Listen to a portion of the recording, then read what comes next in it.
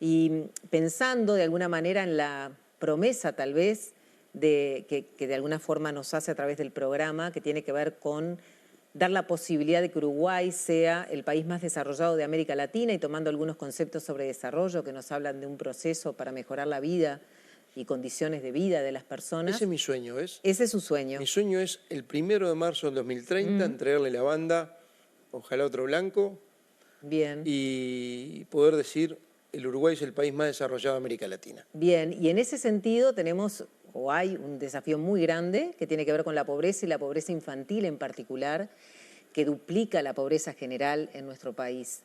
¿Qué medidas no pueden esperar para enfrentar a la población más vulnerable, abordar ese tema? ¿Qué medidas Mira, no pueden Uruguay esperar? tiene una cantidad de indicadores que lo acerca a ser un país el más desarrollado de América Latina. Los típicos, estabilidad democrática, seguridad jurídica. Obviamente este gobierno le puso además el componente de responsabilidad económica, Sí. la regla fiscal, la nota económica, el manejo de la deuda, la baja de la inflación. Tenemos la inflación más baja en los últimos 20 años. Los niveles de inversión, clima de negocio, todo ese tipo de indicadores que te hace pasar a ser un país desarrollado. Ahora hay indicadores sociales que también estamos muy bien y yo creo que todavía le está faltando el tema de la pobreza infantil. Pero bueno, a pesar de esos aumentos de empleo, de aumento de los ingresos de los hogares, que sí están constatados en estos últimos trimestres, el último año, el último tiempo, la pobreza no se ha modificado y de hecho se ha aumentado. Por eso la insistencia con esta pregunta. Está como estancado, pero además, a ver, yo no quiero caer en algo que me parece que no está bueno, que es cuestionar algunos indicadores, cómo se miden. Bien. Porque no está bueno hacerlo en un periodo electoral. En todo caso lo haces al inicio del próximo gobierno, nos ponemos de acuerdo todos, porque si hay algo que Uruguay no discute son cómo se miden los datos. Está bien. Me parece importante esto. Habló de educación, las críticas que ha recibido este anuncio sobre este bono económico para que estudiantes puedan terminar la educación media. Críticas y apoyo, recibí todo, ¿no? Pero bueno, de especialistas como Renato Perti, del propio exministro de Trabajo Mieres, se habla de que en realidad del Carolina foco... Cose.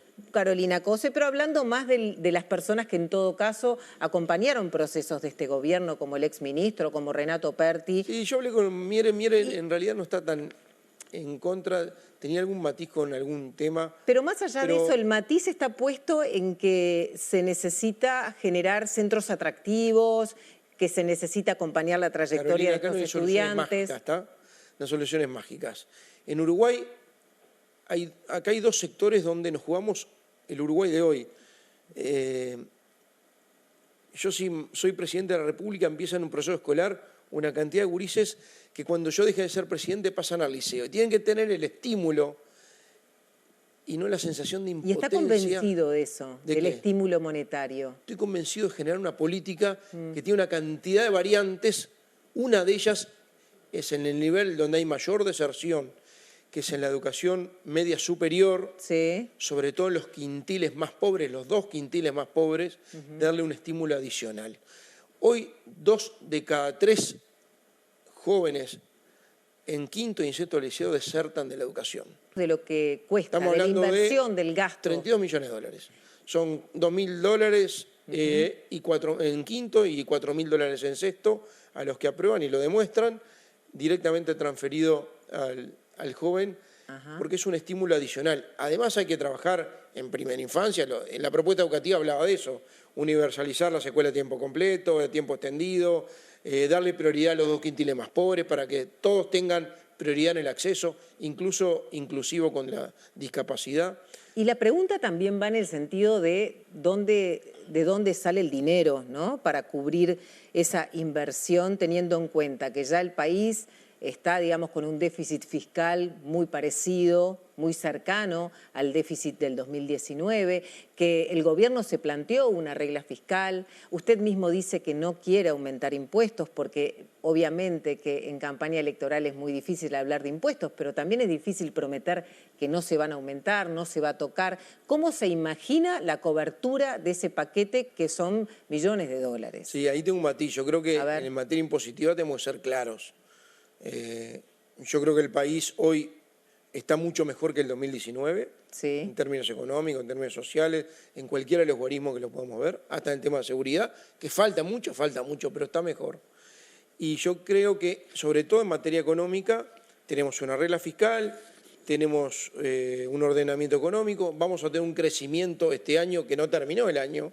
Bien, pero en esto planteo, Y ahí entonces va a estar el ahorro. Y ahí va a estar parte del ahorro, la digitalización del Estado, el no llenar vacantes. Nosotros estamos planteando no llenar 1 de cada 3 vacantes. Ahí hay en los 5 años casi 15.000 funcionarios menos. Estamos hablando de muchos millones de dólares por año.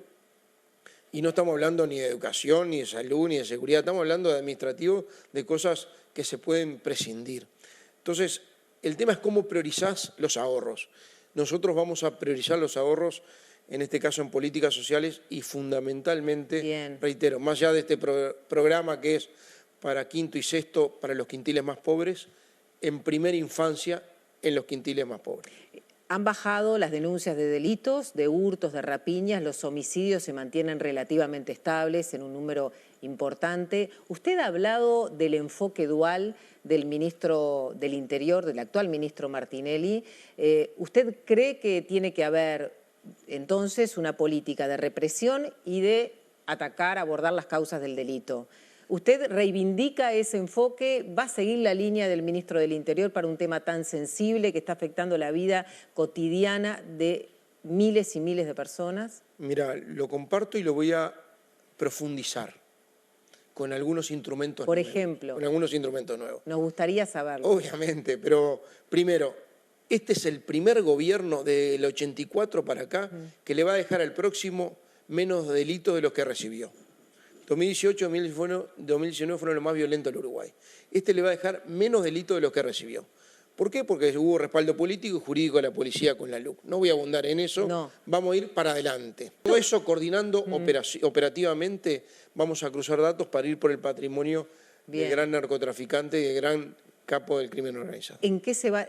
Esto que acaba de explicar es una diferencia, y tenemos un minuto para cerrar, ¿es una diferencia concreta con respecto a las políticas de seguridad anterior? Es un avance. ¿Es un avance? Es superadora.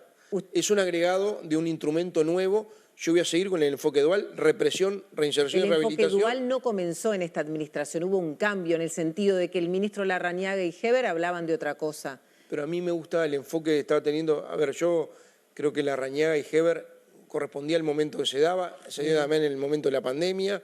Nicolás Martinelli hizo mucho hincapié y se hicieron estos convenios de enfoque dual que creo que hay que trabajar. Represión por un lado, muy firme, Guardia Republicana, entre otras cosas, y después reinserción y rehabilitación. No hay tema más importante para la gente hoy que la seguridad. Yo te puedo hablar que las estadísticas son mejores, 27% menos de hurto, 20% menos rapiña, 54% menos abigeato y 3% menos de homicidio. ¿Estamos conformes? No. Pero para la gente que sufre un arrebato, una rapiña, un hurto y un homicidio en la familia, no hay tema más importante. Está clarísimo. Este es el tema más importante para la gente. Después viene el empleo seguramente y por eso la segunda parte de todo esto tiene que ver con seguridad, empleo y educación, son los 3 pilares básicos. De eso hablaremos en otra oportunidad. Muchas gracias por acompañarnos en estos minutos. Por la oportunidad de tener al living. Gracias. Hacemos la pausa, vemos un avance de noticias.